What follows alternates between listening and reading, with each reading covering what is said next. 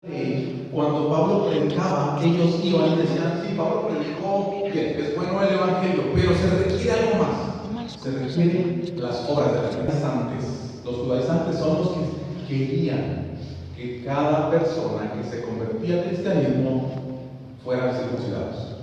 Así que cuando Pablo habla a los Gálatas, a las iglesias, es para ponerlos en su lugar, literalmente. Ponerlos en su lugar, de una forma drástica. Es una de las cartas duras que tiene Pablo. En Hechos, ustedes pueden notarlo, en Hechos capítulo 15, sucedió algo similar. Cuando Pablo regresa de uno de sus viajes, habían llegado judaizantes a la iglesia de Antioquía y las personas allí estaban confundidas porque los judaizantes habían llegado a decirles que se circuncidaran. Ahí usted ve el ejemplo práctico de lo que está hablando Pablo. Así que Pablo, su versículo 1, casi como todas las cartas de él, Pablo menciona esta frase: Pablo, apóstol de Cristo o por Cristo. Siempre menciona esa frase en casi todas las cartas porque siempre estaba defendiendo su apostolado. Había razón porque Pablo no era de los 12. Pablo, lo repito, Pablo no era de los 12, de los primeros discípulos o de los apóstoles que Jesús llamó él mismo y los condujo 3 años. A Pablo lo llamó después. Usted recuerda capítulo 9 de Hechos, o capítulo 22, o capítulo 26, se menciona en esos 3 capítulos de Hechos la conversión de Pablo. Y el Señor lo llama. Así que cuando Pablo dice Pablo, apóstol, no de hombres, ni por hombres, sino por Jesucristo y por Dios el Padre, que lo resucitó de los muertos. Y a todos los hermanos que están conmigo, a las iglesias de Galacia, ahí está, iglesias, gracias y paz sean a vosotros de Dios el Padre y de nuestro Señor Jesucristo, el cual se dio a sí mismo por nuestros pecados para librarnos del presente siglo malo, conforme a la voluntad de nuestro Dios y Padre, a quien sea la gloria por los siglos de los siglos. Amén. Termina esa frase con un amén. Así que el primer punto, estamos en el versículo 1, un llamado genuino, respaldado por Cristo, o un verdadero apóstol. Pablo estaba diciendo que no podían invalidar su apostolado. Había personas que lo querían invalidar, lo tenían como un apóstol de segunda categoría, pero él estaba enseñando el evangelio de Jesucristo. Aunque ellos decían que era un evangelio incompleto y que necesitaban las obras de la ley, aparte del evangelio. Así que Pablo está hablando de su llamamiento, que su llamamiento tiene la autoridad igual que los 12. No por hombres, ni por hombres. Su llamamiento no lo puso ningún ser humano, ni tampoco un líder, ni tampoco una iglesia. Sí, la iglesia lo envió a Antioquía, pero el llamado lo había hecho Jesucristo mismo. Se le apareció en el camino a Damasco y se le presentó y le dijo: hey, yo soy el que tú persigues. Así que el llamado de Pablo fue genuino, auténtico. Y sabes que sí se requiere nuevamente en la actualidad volver a restaurar el llamado del Señor. Se ha devaluado totalmente. Obviamente no el apostolado, porque ya no hay apóstoles. Él mismo en 1 Corintios 15, 8 y 9 dice: y al último de todos, hablando de cómo se le apareció el Señor a las personas, dice: como a un último me apareció a mí, porque yo soy el más pequeño de los apóstoles, que no soy digno de ser llamado apóstol, porque perseguía la iglesia de Dios. Él se sentía que no era un apóstol en ese sentido, o no se sentía digno, no que no era apóstol, entonces era digno de ser llamado apóstol a causa de esa razón, porque había perseguido a la iglesia. Ahora, en el sentido estricto, con toda la expresión de la palabra apóstol, sí hay, y lo voy a explicar por qué digo que sí hay. A veces a nosotros los bautistas nos dicen: ustedes no creen en los apóstoles, ustedes no aprueban a los apóstoles que están surgiendo en la actualidad, o profetas en la actualidad. Y bueno, no, porque no pertenece al grupo de los 12 y Pablo fue el último después de los 12. Pero en el sentido estricto de la palabra, apóstol significa enviado. Así que en ese sentido, todos ustedes somos apóstoles. Somos enviados a compartir el mensaje del evangelio. Así que en ese sentido sí hay apóstoles, pero somos todos los que creemos través de otros. No, no, no. Pablo fue el último. Así que no tenemos que restaurar o regresar la autoridad apostólica, no. Pero sí hay ministerios que se han devaluado. El ministerio de la iglesia se ha reducido a una simple empresa. El ministerio de la iglesia se ha reducido a que se puede manejar una congregación como si fuera una empresa y todo lo que tiene que ver es dinero y todo lo que tiene que ver con números. Pero la iglesia, su llamado es proclamar el evangelio. Y fíjense, no se me asusten, no es para llenar iglesias, es para exaltar a Cristo. Se llene o no se llene, qué bendición que se llene. Pero el propósito no es la gente, el propósito es Cristo, es el evangelio. Por eso digo que es importante regresar a la zona antigua, donde el centro de todo, por eso quise poner el púlpito aquí hoy, porque el centro de todo es Jesucristo, no somos nosotros. El llamado de la iglesia es proclamar el evangelio, no es una empresa. Los líderes no son creyentes, no son empresarios, no son dueños incluso, y tristemente de repente hay personas que son dueñas de la iglesia. El pastor se ha vuelto un gerente más, o un empleado más, o un conferencista, o un motivador, y en algunos casos un payaso, donde se para frente a decir chiste tras chiste, donde la gente está risa y risa, donde nadie devuelve la palabra.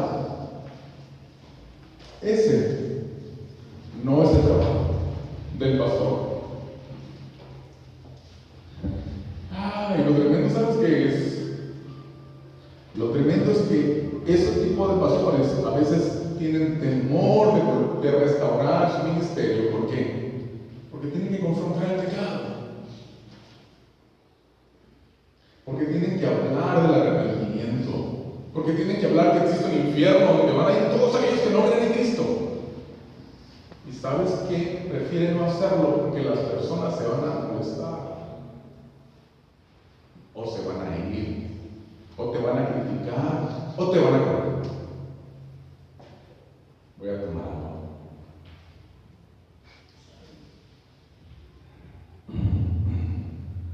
Así que el pastor se volvió solamente un títere de un grupo de personas que no es la iglesia, porque la iglesia está convencida de lo que tiene que hacer.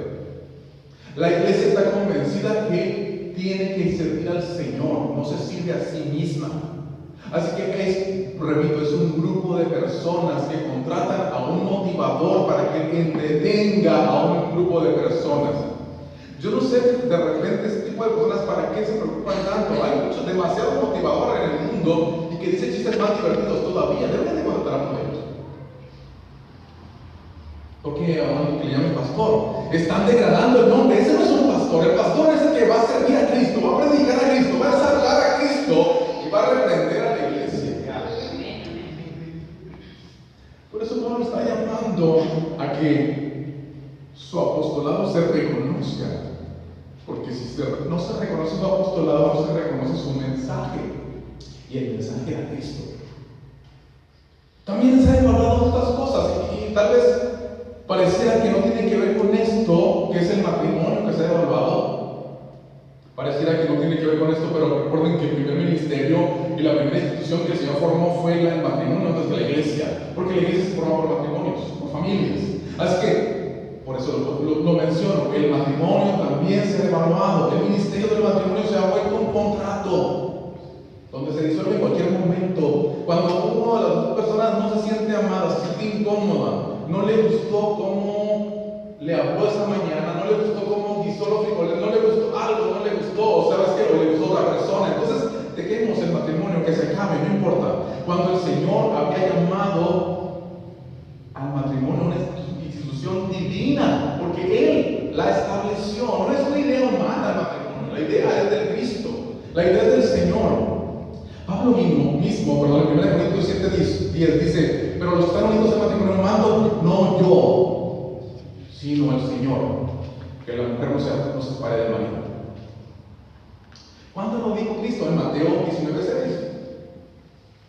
Por tanto, lo que Dios junto no lo separa el hombre. Es el Señor lo había dicho, así que Pablo lo está recordando. ¿Cómo supo Pablo eso? Aún no estaba escrito Mateo, porque el Señor se lo reveló. Cuando le habló, pasó un tiempo y le enseñó lo que tenía que predicar.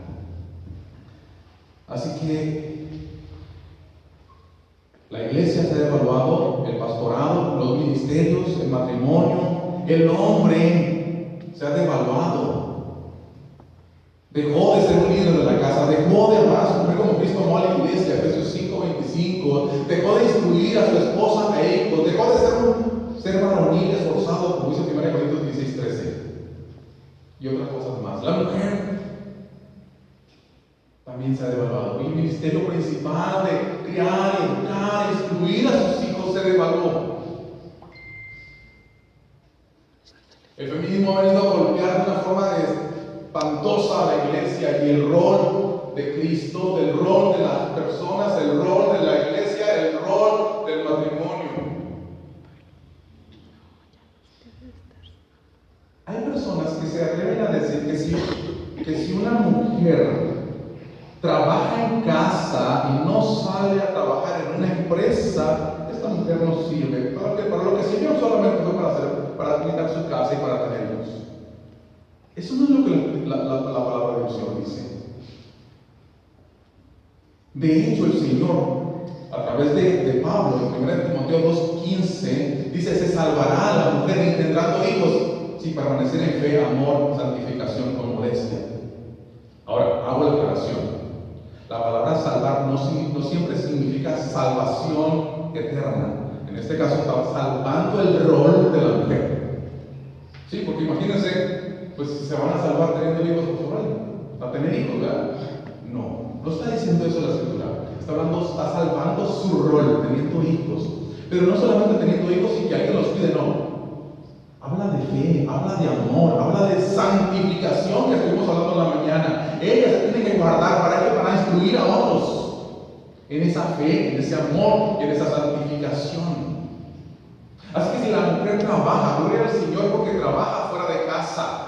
Dios te puede usar ahí, por supuesto. Dios ha permitido que tengas un empleo. Qué bueno, gracias al Señor. Si estás en casa cuidando hijos, gloria al Señor, estás haciendo la obra para la cual te llamó. Hay mujeres que a lo mejor no tienen hijos y dicen: bueno, yo ya me salvé. No, tú puedes ser una mujer de fe, de amor, de santidad y con modestia, educando a otros que no son tuyos. Y que Dios en su gracia, en su sabiduría, Él dijo: tú no vas a tener tus hijos propios, pero vas a tener otros que vas a instruir. Dando clases, ayudando a un vecino, tanto que se puede hacer. Pero ¿sabes qué? Tenemos que regresar a la Escritura, tenemos que ir a la Escritura y tenemos que regresar a lo que Dios quiere para cada uno de nosotros. Versículo 2.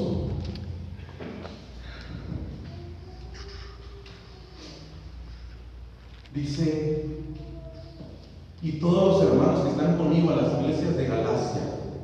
Pablo usa esta frase, todos los hermanos, para poder decirle a la iglesia que también estos hermanos que están con él respaldan su llamado. Así que solamente esa es la referencia en la cual él está haciendo esto. Pero el versículo 3 empieza un saludo. Y ese saludo es el saludo que incluye a Cristo. Es el saludo del Evangelio. Lo usa mucho Pablo diciendo gracia y paz. Es una frase que él usa bastante. Gracia y paz. La palabra gracia, casi todo el mundo la escucha en las congregaciones y se ha familiarizado con la palabra, pero no ha entendido qué realmente es gracia. Y te voy a decir por qué digo que no lo ha entendido, porque dentro de las congregaciones muchas personas piensan que son merecedores de la salvación de Cristo. ¿Por qué? Porque son buenas. Hace poco hablando con una persona me decía que ella había recibido a Cristo y yo le explicaba por qué Cristo murió en la cruz y me dice: no sé, no entendía por qué había muerto Cristo. Le digo: ¿sabías tú que eres pecador? Y me dijo: no soy pecador. Entonces, ¿para qué recibiste a Cristo? ¿Para qué buscaste a Cristo? No eres pecador. Y se quedó así. No entendemos a veces que la gracia es lo que Dios hace a una persona que no lo merece. de hecho, lo que merecemos cada uno de nosotros es la muerte. Por cuanto todos pecaron, estamos destituidos de la gloria de Dios. La gracia lo que hizo es salvarnos de esa condenación eterna. Dice la Escritura, Efesios 2, 8, 9, no lo podemos quitar de ahí nunca, porque por gracia sois salvos por medio de la fe, y esto no es de vosotros. ¿Qué no es de vosotros? La fe. Ni siquiera la fe es nuestra, es la fe que Dios ha puesto en nosotros para que creamos la gloria del Señor. No por obras, para que nadie se gloríe. Así que ninguna obra que hagamos nosotros puede hacernos merecedores de la salvación. Ninguna obra, ninguna acción que yo realice me hace merecedor de la salvación. Porque en mi intención, en mi corazón, solamente surgen ideas no buenas. Cuando está Cristo en nosotros surgen ideas buenas. Dice Jesús 2:10, las cuales Dios preparó de antemano para que tuvieses en ellas. O sea que ni las ideas buenas son nuestras, son del Señor, esas ideas. Así que no hay obra humana. La única obra que da salvación es la obra de Cristo. Amén.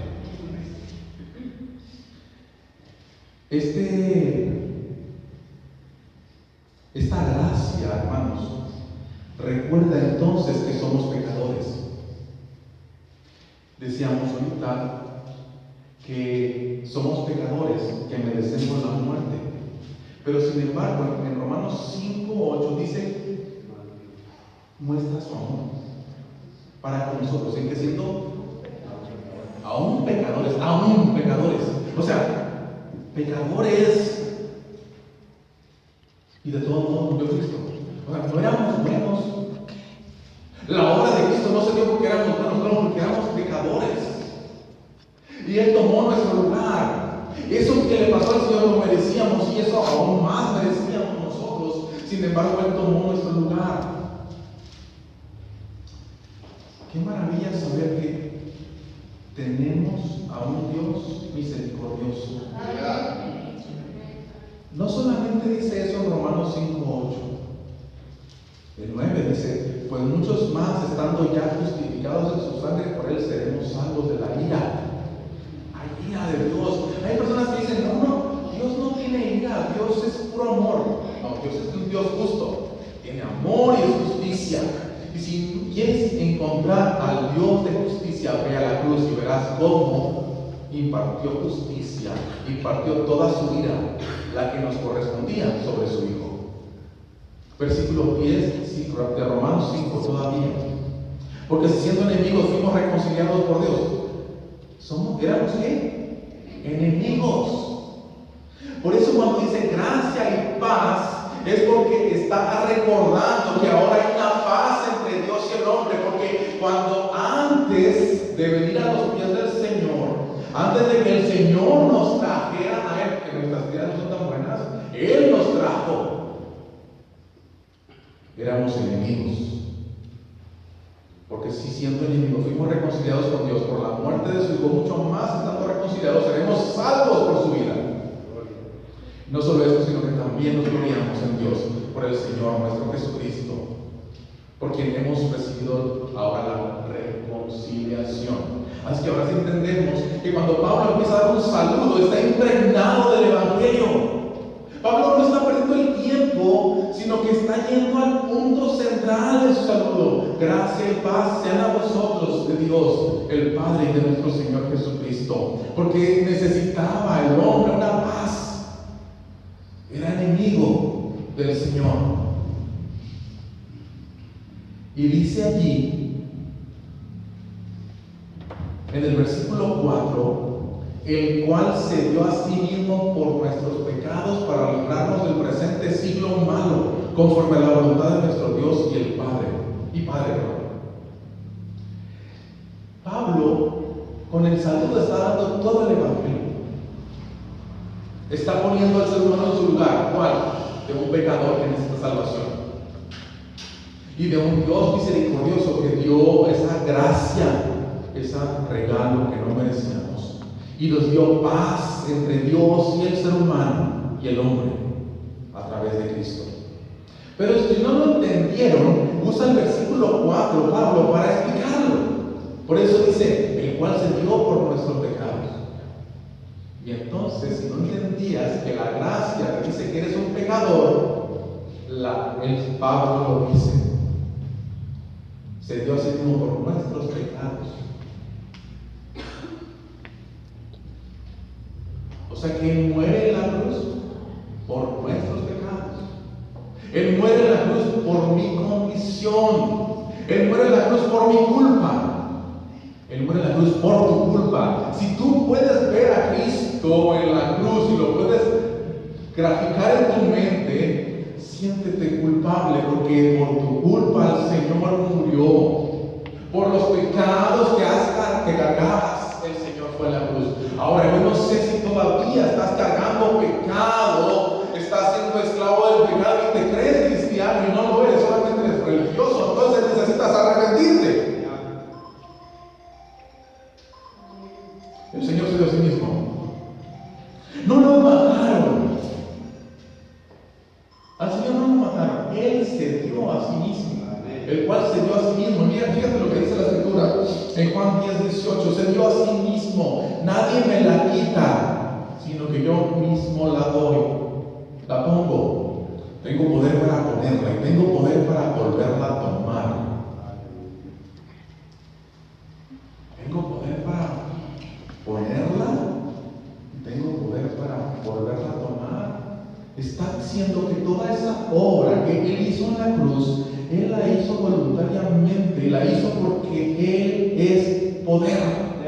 Y Él tiene poder para ir a la cruz y el tercer día levantarse.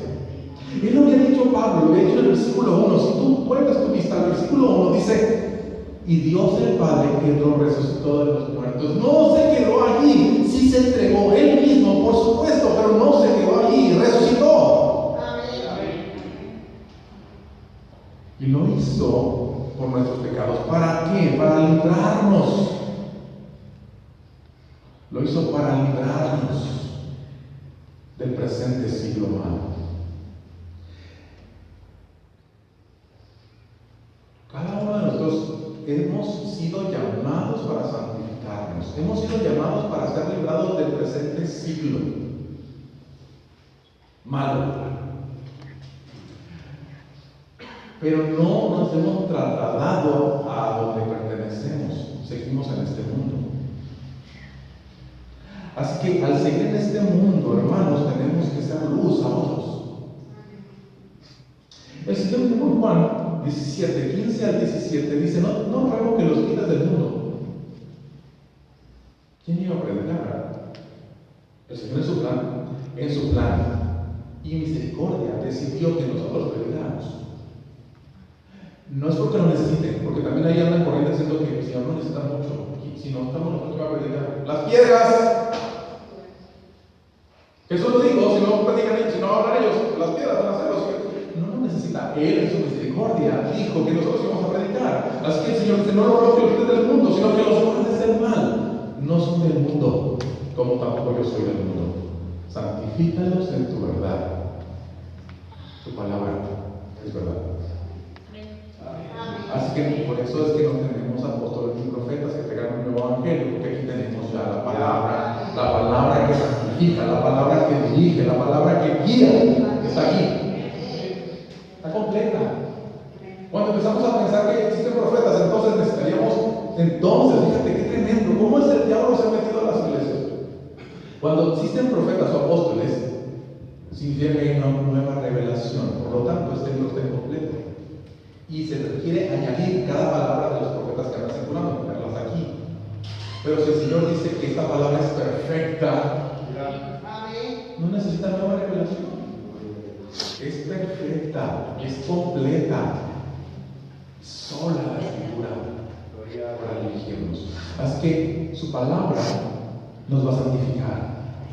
En Tito 2, 13, 14 dice: aguardando la esperanza bienaventurada y la manifestación gloriosa de nuestro gran Dios y Salvador Jesucristo. Gran Dios y Salvador Jesucristo. Está impregnada la doctrina. Dios, Jesucristo es Dios. Nuestro gran Dios y Salvador Jesucristo, quien se dio a sí mismo mismo por nosotros, para redimirnos de toda iniquidad y purificar para sí un pueblo propio, celoso de buenas obras. Y pasamos al tercer punto, una adoración exclusiva de Cristo. Dentro del llamado que Pablo está haciendo, recuérdate, el propósito de Pablo al empezar era restaurar su llamado, pero ya no está hablando de su llamado, está hablando del que lo llamó, está hablando del que lo posicionó. ¿Por qué? Porque no se trata de él, no se trata de ti. No sé si ustedes se han fijado, pero últimamente no voy a hacer predicación, pero no lo es, toda enseñanza desde un púlpito, o a lo mejor no un púlpito, desde un portavoz, desde una persona que se para al frente, está enfocada en el hombre. Pide lo que quieras, Dios te lo va a dar. Pide lo que quieras, Dios te lo va a dar, porque eres un hijo del rey. Todo lo que pidas se te va a dar. Yo ya tengo lo que necesito. Gloria a Dios. Ellos predican eso porque no tienen a Cristo. Si tuvieran a Cristo, no estuvieran hablando de que necesitas algo, porque Él satisface todo nuestro ser. Así que Pablo vuelve ahora a la oración. Dice, a quien sea, versículo 5, a quien sea la gloria por los siglos de los siglos. ¿A quién? A Dios, a Cristo. Esa es la oración que solamente es de Él. Y no dice a quién.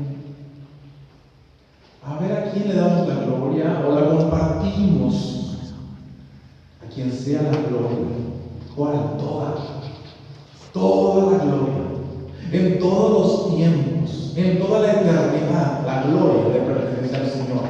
No es una parte de gloria, es toda le pertenece a Él. Por eso yo puedo entender que yo estoy aquí, no porque fui listo, sino porque Él me llamó. Yo puedo entender que estoy compartiendo el mensaje porque Él lo planeó. No se le ocurrió ni a ustedes, ni a mí se me ocurrió que yo estuviera aquí predicando, sino que Él lo planeó en su eternidad. El que no seas salvo, que tú seas salvo, no fue porque se te ocurrió a ti, sino que Él te llamó con amor eterno. Pero no olvides, no te olvides que no lo merecías, que se llama gracia. Porque a veces cuando decimos, por amor eterno, oye, pues algo bueno debo de tener, no tienes nada. De repente hay cantos que se entonan y dicen, yo no sé qué viste en mí. Algo bueno debo de tener. Lo cantan, Otros no dicen algo bueno, nada más dicen, ¿qué viste en mí para haberme amado? Bueno, la respuesta es pecado. Nada bueno, mucho pecado. Inundado de pecado. Maldición. Es lo que vio el Señor. Y en su misericordia decidió, aún estando pecado, enviar a Jesús a morir por él. Así que cuando empezamos a ver el evangelio tal cual es, nos desmorona. ¿Y sabes por qué no se predica? Que a la gente no le gusta escucharlo.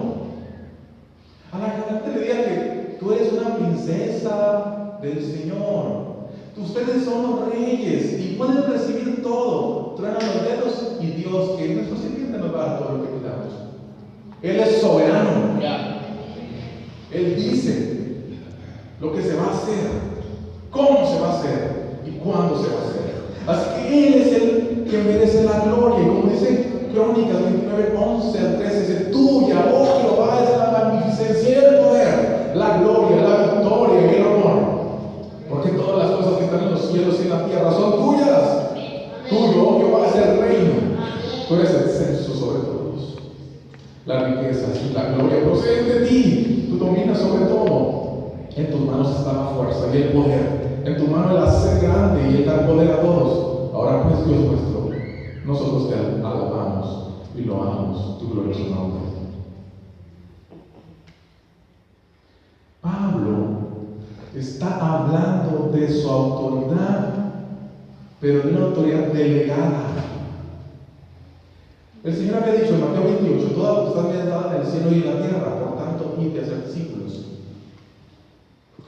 Esa autoridad le pertenece al Señor. Pablo nada más quiere restituir la autoridad que tiene, porque lo que está hablando es de Cristo. Si nadie reconoce que Él es apóstol, con más facilidad los falsos profetas, los falsos evangelistas, los falsos cristianos, oye, porque sí está tremendo esto, los que más daño hacen son los que se llaman cristianos y predican un evangelio diferente. Son los que más daño hacen. Pareciera, por eso es la palabra de Dios es vigente, porque lo que pasaba en aquel entonces es lo que está pasando en la actualidad. Y ellos se quieren llevar la gloria. No, yo estoy buscando, dice Pablo en su palabra, en esto que estamos estudiando. Pablo está diciendo, ¿sabes qué? Yo quiero que reconozcan la autoridad, porque Él tiene la autoridad y me ha delegado ese llamado. No fue por hombres, ni de hombres mi llamamiento, es de Cristo. Él me llamó, Él me trajo, Él me puso, Él me da lo que tengo que hablar.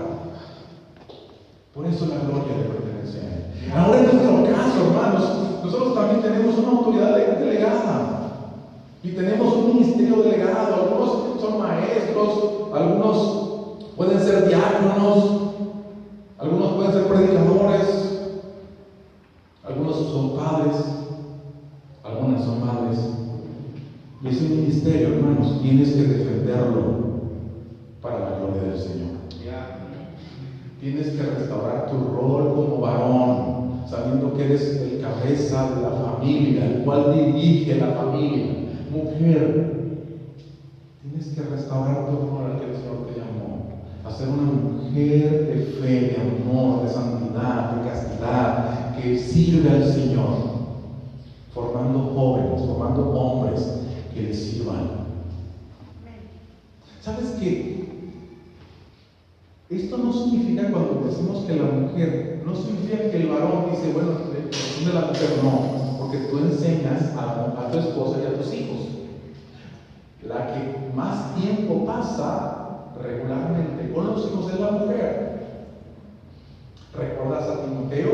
¿Quién le enseñó a Timoteo la palabra?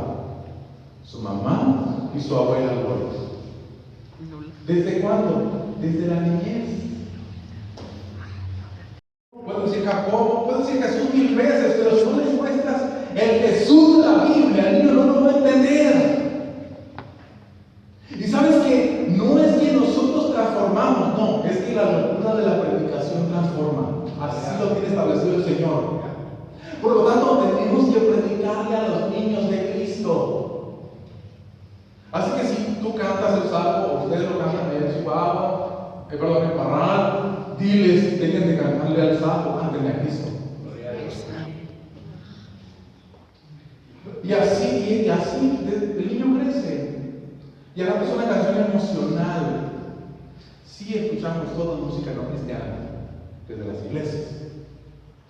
Los músicos no son adoradores y cantan tanta emoción, tanta cosa bonita que la gente llora, que la gente se emociona. Pero no hablan del evangelio en la canción. Así que sí, en las iglesias, en su mayoría, están cantando al ego de los músicos, al ego del que está sentado allá. Que esa canción no me gusta, que no te guste, es que es toda la gloria del Señor, no es para ti. Oye, pero a mí no me gusta en esta iglesia porque no cantan como. No cantan rancheras, no cantan modernas, no cantan. Entiende, no es para ti la adoración. Toda la adoración, la exaltación es para el Señor. Quiero terminar. ¿Se ha entendido, verdad? ¿Estás reconociendo que eres un pecador?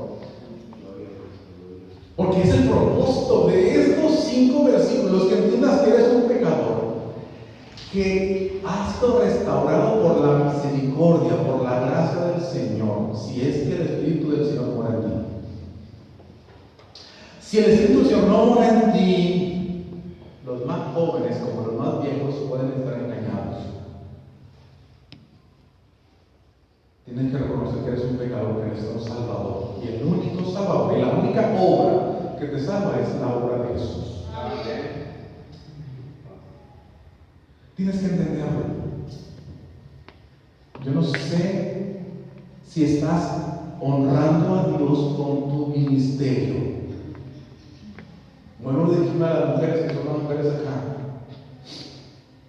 Si no tienes hijos, no te sientas menos. No eres menos. Porque lo que te da valor es el Señor que mora en ti. En esa situación en la que tú estás, tú puedes honrar a Dios ministrando a todos los niños. Mujer, no te sientas menos si por la necesidad y la escasez que tenemos tienes que salir a trabajar.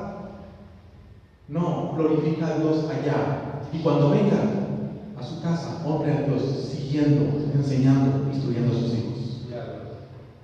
Tú no trabajas, todo lo que estás adentro. No eres menos porque no trabajas. No le creas a las feministas, ellas te dicen puras mentiras. La palabra del Señor es la verdad. Ministra a tus hijos. Sirve a tus hijos, varón.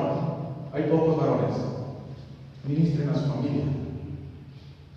Exalten al Señor, sirviendo al Señor con su familia.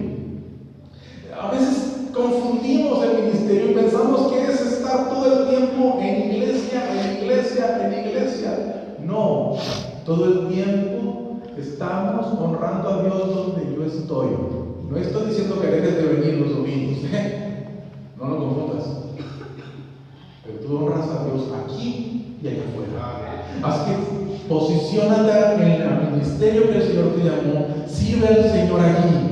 Y vuelvo a repetirte, a aquellos que aún no se han entregado al Señor, es tiempo de que lo hagas, porque eres un pecador que necesita la gracia y la paz, porque necesitas la paz, porque eres enemigo del Señor y la ira de Dios está sobre ti. Voy a leerte un último versículo, Juan 3:16. ¿Sí se lo saben? ¿Lo pueden decir conmigo? ¿Sí? Sí. Ok. Ustedes me ayudan con la primera parte. ¿Qué dice? Porque de tal manera Dios amó que Dios hizo un medio para que todo aquel que cree no se pierda, y sea todo aquel que cree. El que no cree ya es condenado. Porque no envió Dios a su Hijo al mundo para condenar al mundo, sino para que el mundo sea salvo por él. Versículo 18, el que tristemente a veces leemos nada más en 16. El que cree, el que en él cree no es condenado, pero el que no cree ya ha sido condenado. Hoy estás condenado si no te arrepientes, porque no ha creído en el nombre del unigénito Hijo de Dios. 36. El que cree en el Hijo tiene vida eterna, pero el que rehúsa creer en el Hijo no verá la vida, sino que la ira de Dios está sobre él. ¿Sabes qué? Estas son palabras fuertes, pero ¿sabes por qué se dicen? Porque hay esperanza todavía en Cristo. Si tú rechazas a Cristo, escuchando su mensaje y hablándote del Señor, y sabes que siempre queremos rechazar al Señor. Y si tú dices, es que no siento, sabes que dile al Señor que te ponga el querer como el hacer, porque tu pecado no te deja ver la Escritura. Dile al Señor, he estado tiempo en la iglesia y no te conozco todavía. O tengo poco viniendo a la iglesia y no te conozco todavía. Me gusta, pero no te conozco verdaderamente. Es más, no me duele pecar, no me duele ni la predicación, ni siquiera me molesté un poquito cuando me dijeron pecador. Háblale al Señor de tu necesidad. La necesidad más grande que tienes es Él. Y la necesidad más grande solo Él